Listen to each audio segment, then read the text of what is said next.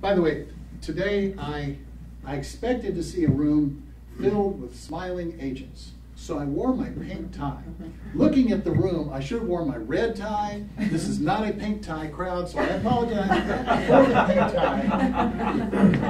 tie. Okay, so what John does now is he collects all the buyers of new homes and surveys them to find out how they shopped, what they want, what they were looking for, what they liked, and the data is lengthy.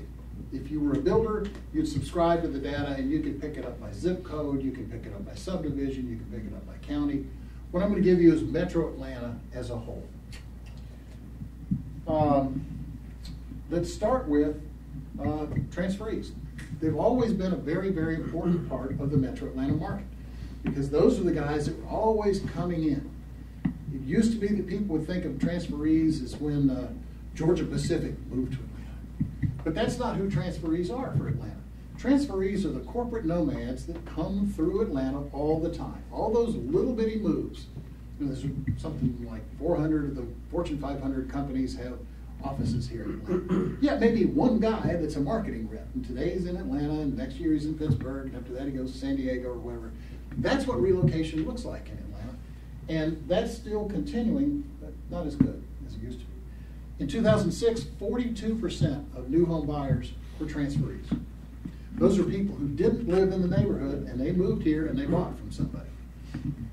Well, in 2010, and this is data run literally through yesterday, so we're talking the first 9 months of 2010, it's dropped from 42 to 37. Well, there's not quite as much relocation, but don't let anybody tell you that the relo market's dead, because it's not. Because way back in 1994, 44% of all new home buyers were transferees. 2006 was 42, now it's dropped to 37. Not much change. Relo continues to be strong.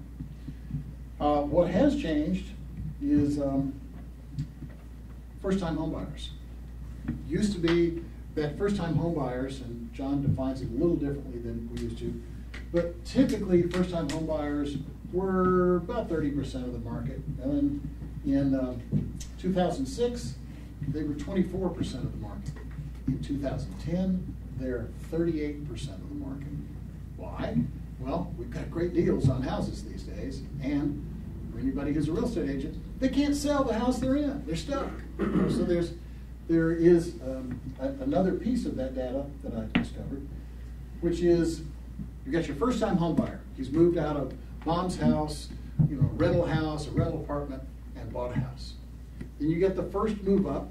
He's moved out of that Adria's house and bought himself somebody else's house.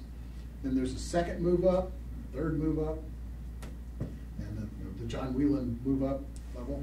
Well, the first-time homebuyer market is huge. The second and third move up data from 2006 to 2010, almost exactly the same. Those people have the financial resources to continue to move up somehow. But the first move up market has gone from 30% of the buyers to 19. It's not news to anybody, but there's the statistic. People are not able to get out of the house they're in and buy another one, particularly when that first house, they probably paid $120 for it, now it's worth $3, and they can't get out.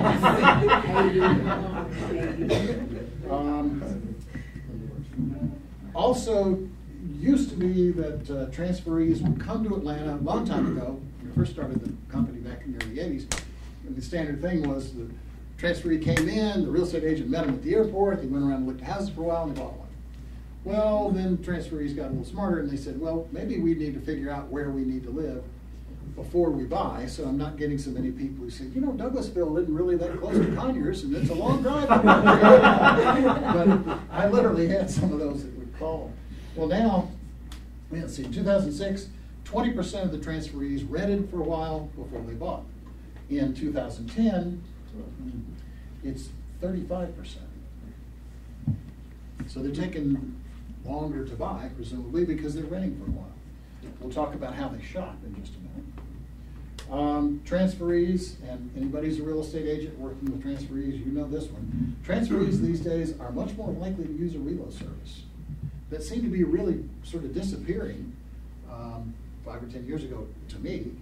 It was in 2006, 21% used a reload service. Now it's 33%. It's gone up a bunch. Now, I talked to a real estate. Okay, come on. I know this is not that boring. Yeah, hang in there. Give that man a piece of chocolate. I'm sorry.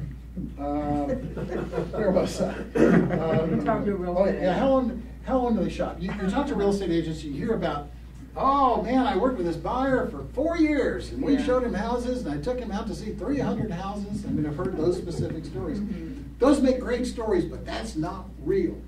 That's not what's really happening. And this hasn't changed a whole lot, but we asked people, how long did you actively shop before you bought your new home? These days, 45% of all new home buyers shop 90 days or less.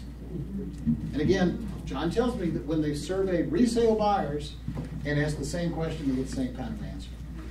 So basically, and this is true, and let's see, that's now, in 2006 it was 53, changed a little bit. But by and large, half of the buyers shop actively for 90 days or less. So if you're going to catch them, you're going to talk to them, that's the window to talk to them. If you're a builder, that's the window when you've got to catch their attention and say, hey, come on over and see my houses. More than 6 months, you know, those are the proverbial, I looked at them for years and they never bought. 27% shop 6 months or longer. Now, currently, did a count yesterday, currently we show in our database 1,633 new home communities selling houses. That's 1,633 stores selling new homes. That's a lot of places to go. So the builder that I used to talk to that get all puffed up and say, there's no competition for my houses. And I'd say, well, did you know that within 20 minutes of your house, there's 165 communities that are selling houses in your same price range, and they deflate a little bit. Well, there's not quite as many out there as there used to be, but still, we've got 1,600 new home communities. They're a lot. If you want to find them, they're on atlantacommunities.com. Quick plug. So, knowing that there are 1,600 places they can look, how many places do they look? The question we ask them is, how many communities did you visit before you bought? Not how many houses did you look at, because that could be different. You can go to one community, well, used to be, excuse me, used to be you could go to one community and you could see 10 houses.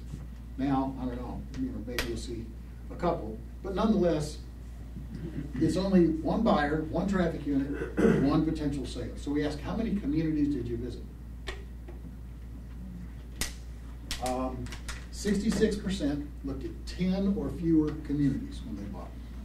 They got 1,600 choices, 60% of them looked at 10 places.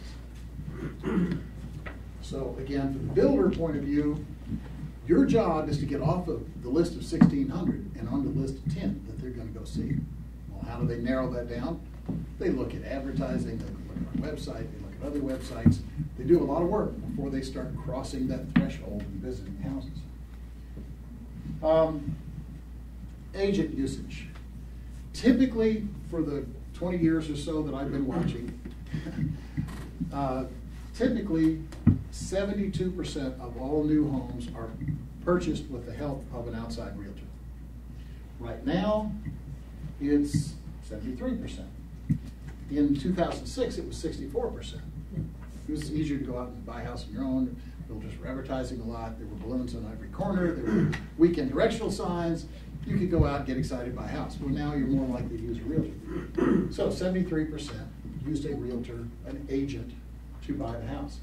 We ask a second question, though, because for builders, the people that I normally work with, the builders say, great, I'm going to spend all my marketing dollars and talking to agents. Well, first of all, round figures, about a third of the buyers don't use a real estate agent.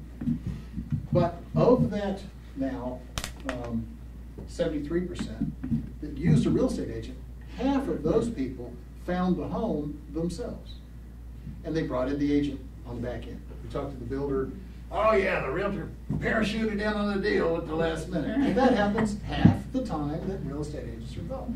Because consumers are not cadavers sitting in the back of that big Cadillac driving around town.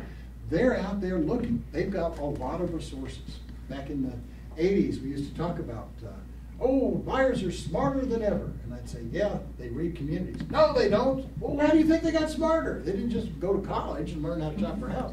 There are a lot of resources to use to go out and home shop.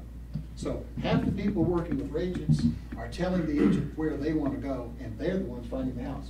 It's an interesting statistic.